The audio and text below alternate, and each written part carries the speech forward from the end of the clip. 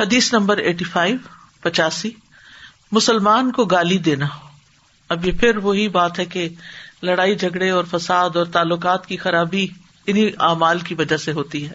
ان عبداللہ قال قال رسول اللہ صلی اللہ علیہ وسلم سباب المسلم فسوق وقتالہ کفر. عبداللہ بن مسعود رضی اللہ عنہ روایت کرتے ہیں رسول اللہ صلی اللہ علیہ وسلم نے فرمایا مسلمان کو گالی دینا فسق ہے اور اس سے جنگ کرنا کفر ہے. سباب اور سب دونوں لفظ جو ہیں یہ گالی دینے کے لیے استعمال ہوتے ہیں، لیکن سباب جو ہے یہ سب سے زیادہ شدید ہوتا ہے. سب کہتے ہیں کسی کے متعلق ایسی باتیں کرنا جو اس میں پائی جاتی ہیں اور جو اس میں نہیں پائی جاتی، یعنی کچھ سچ اور کچھ جھوٹ ملا کے کسی کے خلاف بات کرنا. اور مطلب کیا ہوتا ہے کہ اس شخص کو بدنام کیا جائے، اس کے اندر عیب نکالے جائیں. اور سباب جو ہے یہ باب مفعلہ سے ہے جو فریقین کی طرف سے ہوتا ہے، دونوں طرف سے ہوتا ہے، ایک دوسرے کو گالی گلوچ کرتے ہیں. تو اس صورت میں جس نے گالی دینے سے ابتدا کی ہے اسے گناہ زیادہ ملے گا، بشرطے کہ دوسرا حد سے نہ گزرے. رسول اللہ صلی اللہ علیہ وسلم نے فرمایا آپس میں گالی گلوچ کرنے والے جو بھی کہیں اس کا گناہ ابتدا کرنے والے پر ہوگا جب تک مظلوم زیادتی نہ کرے. مثلاً ایک نے لڑائی شروع کی اور گالی دے کر شروع کی، مثلاً دوسرا شخص جو ہے وہ جواب دیتا ہے، تو پہلے شخص جس نے ابتدا کی تھی اس کو اپنا گناہ بھی ملے گا اور دوسرے کا بھی ملے گا. اب اگر دوسرا شخص جو ہے وہ پہلے سے بھی زیادہ بڑھ کے گالی گلوچ شروع کر دیتا ہے، اس نے تو ایک دی تھی وہ 10 نکالنے لگتا ہے، تو پھر یہ ظالم شمار ہوگا. اور دوسرا لفظ یہاں فسق آیا ہے، یعنی فسوق. فسق عربی میں کہتے ہیں نکل جانے کو، اور شریعت میں اس کا مطلب ہوتا ہے اللہ اور اس کے رسول کی اطاعت سے نکل جانا، حدود پار کر دینا. اور یہ لفظ عصیان سے زیادہ سخت ہے، سنگین ہے. قرآن مجید میں اللہ تعالیٰ فرماتے ہیں وَكَرَّهَ إِلَيْكُمُ الْكُفْرَ وَالْفُسُوقَ وَالْعِصْيَانَ، اس نے کفر اور گناہ اور نافرمانی کو تمہارے لیے ناپسندیدہ بنا دیا. تو بہرحال اس حدیث میں مسلمان کی تعظیم کا حق جو ہے وہ بیان کیا گیا ہے، یعنی ایک دوسرے کا احترام کرنا. اور جو شخص کسی کو ناحق برا بھلا کہتا ہے اس کو فاسق ہونے کا فیصلہ دیا گیا ہے. اور یہاں پر یہ جو لفظ آیا نا وَقِتَالُهُ كُفْرٌ، اور اس کو قتل کرنا جو ہے وہ کفر ہے، تو مطلب اس کا یہ ہے کہ مسلمان کے ساتھ ناحق جھگڑا اور لڑائی کرنا. اور کفر کا لفظ جو ہے یہ ناشکرے پن کے لیے بھی استعمال ہوتا ہے، احسان نہ ماننا کسی کا. اور کفر کا مطلب جو ہے وہ احسان کی ناشکری کرنا ہے، جیسے وہ حدیث میں آتا ہے نا یکفرن العشیر، عورتوں کے بارے میں کہ وہ اپنے شوہر کی ناشکری کرتی ہیں. تو اس کا مطلب یہ ہے کہ کبھی ناشکری کا فعل جو ہے وہ اتنا منحوس ہوتا ہے کہ وہ انسان کو کفر تک لے جاتا ہے. یا یہ بھی مانا کیا گیا ہے کہ یہ کافروں کا فعل ہے، کسی مسلمان کو تو یہ زیب دیتا ہی نہیں. اور اصل میں تو یہاں کفر کا لفظ استعمال کر کے ایک بہت بڑی وعید اور ایک دھمکی دی گئی ہے کہ پھر تم اپنے ایمان کی بھی خیر مناؤ، یعنی مبالغے کے طور پر کفر کا لفظ استعمال کیا گیا.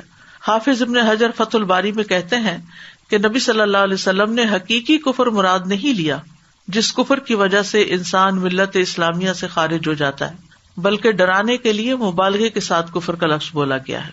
نبی صلی اللہ علیہ وسلم کا اخلاق اتنا عمدہ تھا کہ آپ نے کبھی کسی کو گالی نہیں دی تھی، آپ کی زبان سے کبھی ایسے لفظ نہیں نکلے تھے. انس بن مالک کہتے ہیں کہ لم یکن النبی صلی اللہ علیہ وسلم سبابا ولا فحاشا ولا لعانا، کہ نبی صلی اللہ علیہ وسلم نہ گالی گلوچ کرنے والے تھے، نہ فحش گوئی کرنے والے، اور نہ ہی لعنت کرنے والے تھے. تو یہ الفاظ جو ہیں یہ نبی صلی اللہ علیہ وسلم کے بہترین اخلاق کے بالکل منافی ہیں. پھر اسی طرح نبی صلی اللہ علیہ وسلم کی ایک حدیث سے یہ ہمیں پتہ چلتا ہے کہ گالی گلوچ کرنے والے شیطان کے بھائی ہیں یا شیطان ہیں. ایاز بن حمار سے مروی ہے، وہ کہتے ہیں کہ رسول اللہ صلی اللہ علیہ وسلم نے فرمایا بے شک اللہ نے میری طرف وحی نازل فرمائی کہ تواضع اختیار کرو، نہ کوئی کسی کے خلاف سرکشی کرے اور نہ کوئی کسی پر فخر کرے. تو میں نے عرض کیا اے اللہ کے رسول، اگر مجھے کوئی ایسے مجمع میں گالی دے دے جو لوگ حیثیت پہ مجھ سے کم ہوں، اس پر میں اسے جواب دوں تو کیا اس سے مجھے بھی گناہ ہوگا؟ آپ نے فرمایا 2 گالی گلوچ کرنے والے 2 شیطان ہیں، ایک دوسرے کی آبرو ریزی کرتے ہیں، یعنی ایک دوسرے کی عزت لوٹتے ہیں اور جھوٹ بولتے ہیں. گالی میں آپ دیکھیں نا، مثلاً یہ کہ فلاں کی اولاد یا اس طرح کی کبھی ماں باپ کی اور کبھی ویسے گالی دی جاتی ہے تو وہ سچ تھوڑی ہوتا ہے. اگر کوئی انسان کوئی ایسی گالی کسی کو دے رہا ہے جس میں اس کو وہ کسی جانور کی اولاد بتا رہا ہے تو وہ حقیقت کے تو برخلاف ہے. انسان تو انسان ہی کی اولاد ہے. لیکن نبی صلی اللہ علیہ وسلم نے اس کو اتنا برا قرار دیا، شیطان ہے جو گالی گلوچ کرے آپس میں.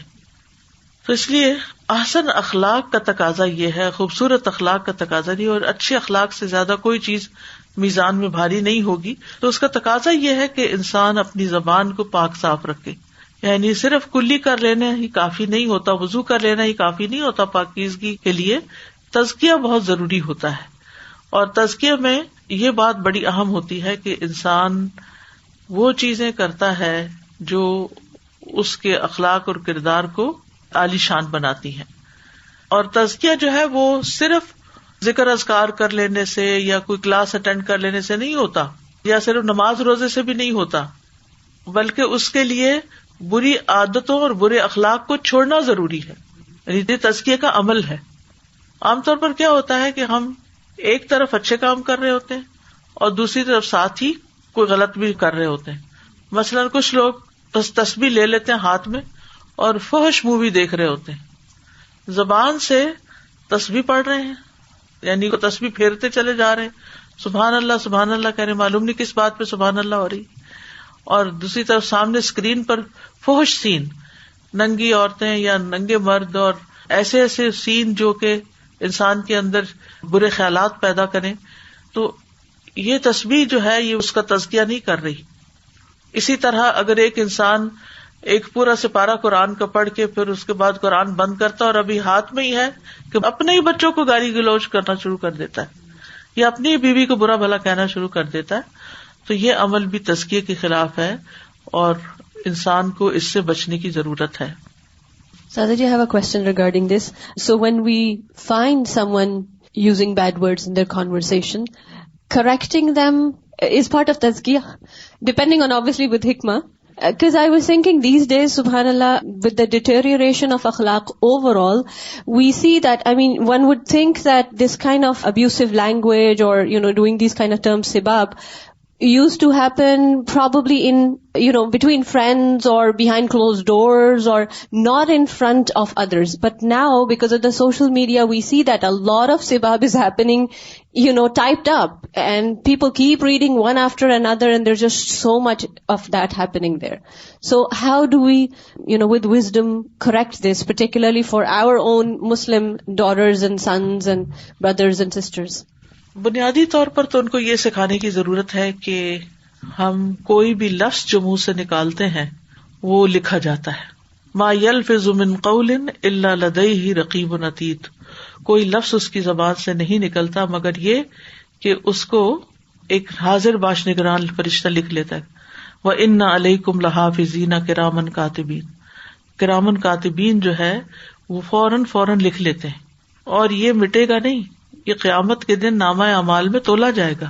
اور اگر یہ گالیاں زیادہ ہو گئیں تو ایسا نہ ہو کہ برائیوں کا نامہ اعمال جھک جائے اور انسان کے لیے ایک بڑی مصیبت آ جائے. جب وہ گالی گلوچ کر رہے ہوتے ہیں اور بعضوں کا صرف جوکس میں کر رہے ہوتے ہیں، یعنی اس کو بہت اسمارٹ ہونا یا اس کو بہت ایک بولڈ ہونا یا وٹی ہونا یا کانفیڈنٹ ہونا سمجھا جاتا ہے کہ میں اپنے منہ سے کچھ بھی نکال سکتا ہوں. تو یہ بات کو بہادری کی نہیں ہے. جب ان برے الفاظ کے اوپر شامت آئے گی تو پھر پتہ چلے گا، لیکن اس وقت پھر پلٹنے کا وقت نہیں ہوگا. اصل میں بچپن سے ہی بچوں کو نمبر 1 تو والدین جو ہیں وہ خود بھی گالی گلوچ نہ کریں، بچوں کو نہ کریں، سروینٹس کو نہ کریں، کسی جانور کو نہ کریں، کسی کے اوپر بھی نہ کریں. دوسرے یہ ہے کہ بچے اگر کریں باہر سے سیکھ آتے ہیں تو ان کو دیر اینڈ دین منع کریں، اور پھر دوسرے اوقات میں یعنی گالی دینے کے علاوہ جو اوقات ان کے ساتھ کمیونیکیشن کریں اس میں ان کو سمجھانے کی ضرورت ہے. مجھے یاد ہے کہ میرے والد نے ہمیں بچپن سے ہی الفاظ کے استعمال میں اتنی کیئر کی اور اتنی شدت اختیار کی کہ ہمیں اتنا ڈرایا گیا کہ یہ کہا کہ جو گالی دے گا چاہے چھپ کے بھی دے گا, کہیں باہر بھی دے کے آئے گا, تو اس کی قبر میں ایک سانپ بن جائے گا اور وہ اس کو کاٹتا رہے گا. اور بچپن میں آپ دیکھیں کہ بچوں کو تو چھپکلی سے اور مکھی سے بھی ڈر لگ رہا ہوتا ہے, تو سانپ تو بہت بڑی چیز ہوتی ہے. تو وہ ایسا خوف بیٹھا کہ کہیں باہر بھی گالی دینے کی ہمت نہیں ہوئی کہ سانپ کاٹے گا. تو بعض اوقات ہم آخرت کی جزا سزا کے بارے میں بچوں کو نہیں بتاتے, صرف دنیا کے نقصان کے یا فائدے کے کچھ کانسیکوینسز بتا دیتے ہیں, کسی اچھے کام کا کیا فائدہ ہوگا یا برے کام کا کیا نقصان ہوگا, لیکن آخرت کی فکر نہیں دلاتے. تو آخرت کی فکر ایسی ہے جیسے کسی بھی عمارت کی بنیاد ہو, تو جس عمارت کی بنیاد کمزور ہو وہ عمارت اوپر سے مضبوط رہ ہی نہیں سکتی, وہ اچھا اخلاق تعمیر ہو ہی نہیں سکتا. تو اس لیے بہت ضروری ہے کہ ان کو بر وقت سمجھایا بھی جائے الگ طور پر, اور جب وہ کوئی غلط لفظ زبان سے نکالیں تو اس کو ڈس اپروو کیا جائے. استاذہ جی مجھے یاد آیا اپنا, جب میں نے کیریئر شروع کیا تھا تو ہم لوگ بچپن میں تو جو ویکیبلریز ہماری ہوتی تھیں وہ ہمارے ساتھ ہی ہوتی تھیں, اور میں نے جب ٹریول کیا فرسٹ ٹائم میری جو جاب تھی وہ نیو یارک میں تھی, مونٹیسری میں نے شروع کیا تھا, اور اپنے بچے بھی تھے اسی طرح جیسے باقی مائیں ڈانٹتی ہیں بچوں کو ویسے ہی میں بھی ڈانٹا کرتی تھی. اور کتنی لفظ تھے جو ہمارے منہ پہ چڑھے ہوئے تھے, 4 لیٹر ورڈز تو یوں ہی ہم لوگ بول دیا کرتے تھے.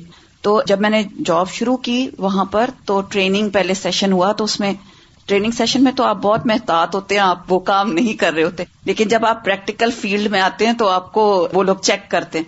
تو چھوٹا سا بچہ تھا, اس کو میں نے کہا آر یو اسٹوپڈ, تو اس بات پر مجھے انہوں نے کہا کہ 1 ہفتے کے لیے آپ کو نہیں اب آنے دیں گے کیونکہ آپ نے یہ ورڈ یوز کیا.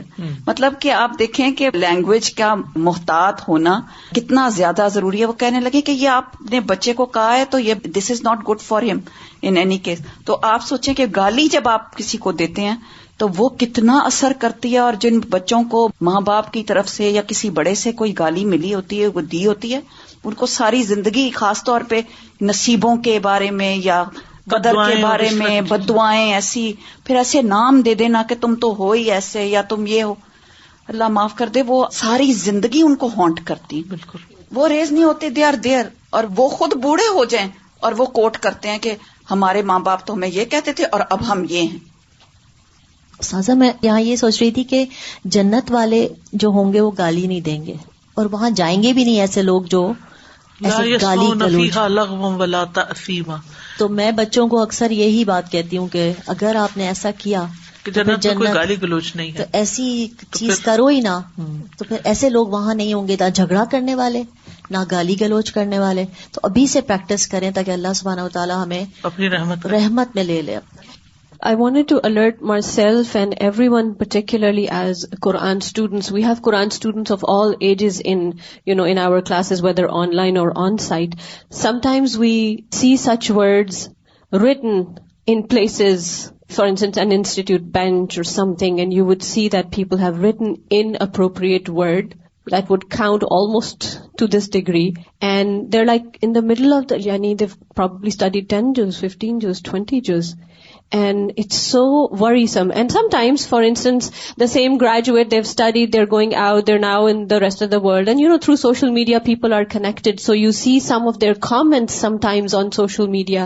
And you'd be surprised that how come a student of Quran who has studied, who has in-depth understood ma yalfidhu min qawlin, and all these things, how are we still stuck on those behaviors? So peer pressure. It's so very important for all of us to realize and remind each other. اور پھر یہ کہ جب ماحول میں دیکھتے سبھی کر رہے ہیں تو اس کی برائی بھی کوئی نہیں نظر آتی. حدیث نمبر 86, غصے کو قابو میں رکھنا. بہت دفعہ گالی گلوچ غصے کی وجہ سے شروع ہو جاتا ہے نا. ان ابی ہریرہ رضی اللہ عنہ ان رسول اللہ صلی اللہ علیہ وسلم قال لیس الشدید بالسرعۃ انما الشدید الذی یملک نفسہ عند الغضب. کتاب الادب. ابو ہریرہ رضی اللہ عنہ سے روایت ہے کہ رسول اللہ صلی اللہ علیہ وسلم نے فرمایا, بہادر وہ نہیں ہے جو کشتی لڑنے میں غالب ہو جائے, بلکہ بہادر تو وہ ہے جو غصے کے وقت اپنے اوپر قابو پا لے. کچھ لوگوں کو غصہ زیادہ آتا ہے, کچھ کو کم آتا ہے, اور جن کو زیادہ آتا ہے وہ ان کے لیے ایک آزمائش ہوتی ہے, ایک امتحان ہوتا ہے. لیکن یہ ہے کہ کم آئے یا زیادہ آئے, اس کو کنٹرول کرنے میں ہی نجات ہے انسان کی. انس رضی اللہ عنہ سے مروی ہے کہ نبی صلی اللہ علیہ وسلم ایسے لوگوں کے پاس سے گزرے جو پتھر اٹھا رہے تھے. تو آپ نے فرمایا یہ لوگ کیا کر رہے ہیں؟ لوگوں نے کہا وہ اپنے جسموں کو مضبوط کرنے کے لیے پتھر اٹھاتے ہیں، یعنی ویٹ لفٹنگ کر رہے ہیں. تو نبی صلی اللہ علیہ وسلم نے فرمایا کیا میں تمہیں ایسا شخص نہ بتاؤں جو ان سے بھی زیادہ اسٹرانگ ہے، مضبوط ہے؟ وہ شخص جو غصے کے وقت اپنے نفس پر کنٹرول کر لیتا ہے، قابو رکھتا ہے. ایک اور روایت میں ہے کہ نبی صلی اللہ علیہ وسلم ایسے لوگوں کے پاس سے گزرے جو کشتی کر رہے تھے، ریسلنگ. آپ نے فرمایا یہ کیا ہے؟ لوگوں نے کہا اللہ کے رسول یہ فلاں پہلوان ہے جو ہر ایک کو پچھاڑ دیتا ہے. تو رسول اللہ صلی اللہ علیہ وسلم نے فرمایا کیا میں تمہیں ایسے شخص کے بارے میں نہ بتاؤں، یعنی ایسا پہلوان جو اس سے بھی زیادہ طاقتور ہو. یعنی آپ نے اس کی مثال سے کہ یہ سب نے اس کو طاقتور مانا ہوا تھا نا، تو اس سے بھی طاقتور کون ہے؟ وہ آدمی جس پر کسی شخص نے زیادتی کی اور اس نے اپنے غصے کو پی لیا، ظاہر ہی نہیں کیا، اس کا درجہ اونچا ہو گیا، اپنے شیطان پہ غالب آ گیا، اپنے ساتھی کے شیطان پہ غالب آ گیا. یعنی اس نے 3 کو پچھاڑا. یعنی ایک کشتی میں ایک پہلوان تو ایک کو پچھاڑتا ہے نا، ایک وقت میں 2 لوگوں کو تو نہیں پچھاڑ سکتا بیک وقت کہ 2 پہلوان اس کے سامنے ہوں اور یا 3 ہوں، سوال ہی پیدا نہیں ہوتا. لیکن یہ شخص جو ہے جو اپنے نفس کو کنٹرول کر لیتا ہے، تو اس نے کیا کیا؟ اپنے شیطان کو کنٹرول کیا.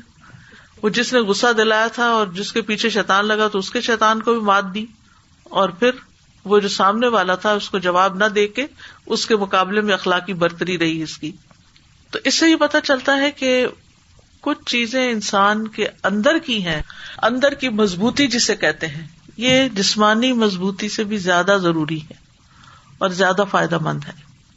یعنی ایک ہے جسمانی قوت جس کے ساتھ لوگ کشتیاں لڑ کے ایک دوسرے کو ہرا لیتے ہیں، اور ایک ہے سیلف کنٹرول، اور ایسا پختہ سیلف کنٹرول کہ جس کی وجہ سے انسان بڑی سے بڑی بات پر صبر کر جائے. تو جو شخص غصے کے وقت یا غصے کی شدت کے وقت اپنے غصے کو پی جائے، یعنی پی جائے کا مطلب یہ کہ جیسے سورۃ آل عمران میں آتا ہے والکاظمین الغیظ، غصہ پی جانے والے ہیں، یعنی اوپر بندھن باندھ لیتے ہیں، زبان سے ایک لفظ نہیں نکالتے. تو ایسے لوگ جو ہیں وہ سب سے طاقتور ہیں اور سب سے سخت دشمن پر بھی قابو پا لیتے ہیں. یعنی انسان کے اندر اگر تحمل ہوتا ہے، تحمل کا لفظی مطلب بھی بوجھ اٹھانا ہے، حمل سے، تو تحمل ہوتا ہے، بردباری ہوتی ہے، حلم ہوتا ہے، تو وہ بڑی سے بڑی چیز اپنے اوپر اٹھا لیتا ہے. جیسے آپ صلی اللہ علیہ وسلم فرمانے کہ یہ پتھر کیوں اٹھا رہے ہیں؟ مضبوطی کے لیے. تو وہ شخص کسی کی بہت بڑی گالی یا کسی کی بہت بڑی بات یا کوئی بہت بڑا نقصان اس کو اپنے اوپر اٹھا لیتے ہیں اور برداشت کر جاتے ہیں اور چوں بھی نہیں کرتے. خیال آ رہا ہے کہ مضبوطی کا لفظ بھی ضبط سے ہے. ہاں، ضبط سے. کیسی بات ہے کہ پہلی دفعہ غور کیا ہے کہ ضبط کو مفعول بنا دے تو وہ مضبوط ہو جاتا ہے. بالکل. It's all about just sipping it in. جزاکر. اس کا ظرف بہت بڑا ہے، یعنی زیادہ کچھ آ جائے گا اس میں. تو غصہ پینا جو ہے یہ اللہ تعالیٰ کی محبوب صفت ہے.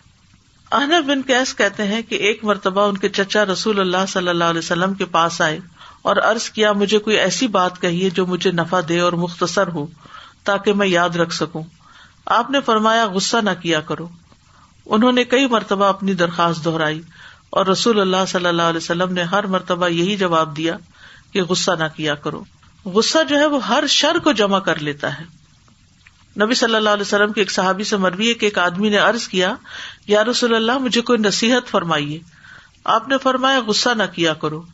وہ شخص کہتا ہے کہ میں نے نبی صلی اللہ علیہ وسلم کے فرمان پر غور کیا تو جانا کہ غصہ ہر طرح کے شر کو جمع کر لیتا ہے. ساری برائیاں، لڑائیاں، جھگڑے، فساد، بد زبانی، بد اخلاقی، بد تہذیبی، بدتمیزی سب اسی سے ہی پھوٹتی ہے. اسی لیے جو شخص غصہ کنٹرول کر لیتا ہے وہ اللہ کی ناراضگی سے بھی بچ جاتا ہے. عبداللہ ابن عمر سے روایت ہے کہ رسول اللہ صلی اللہ علیہ وسلم سے انہوں نے پوچھا کون سی چیز مجھے اللہ عز و جل کے غصہ سے دور کر سکتی کہ اللہ مجھ سے ناراض نہ ہو. آپ نے فرمایا تم غصہ نہ کیا کرو، یعنی اگر تم نہیں کرو گے تو تمہارے اوپر بھی نہیں کیا جائے گا. اسی طرح بہترین گھونٹ جو اللہ کی رضامندی کا موجب ہو وہ غصے کا گھونٹ ہے. ابن عمر سے روایت ہے، کہتے ہیں کہ رسول اللہ صلی اللہ علیہ وسلم نے فرمایا اللہ عز و جل کے نزدیک غصے کے اس گھونٹ سے زیادہ افضل گھونٹ کسی بندے نے کبھی نہ پیا ہوگا، وہ جو اللہ تعالیٰ کا چہرہ چاہنے کے لیے پیتا ہے.